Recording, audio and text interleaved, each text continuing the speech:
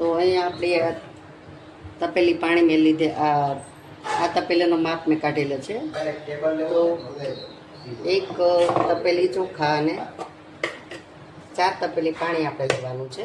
તો આપણે જે પીસવા માટે લીધું હતું તે પાણી આપણે એમાં લઈ લેશું. તો એક તપેલી પાણી આપણે થઈ ગયું છે.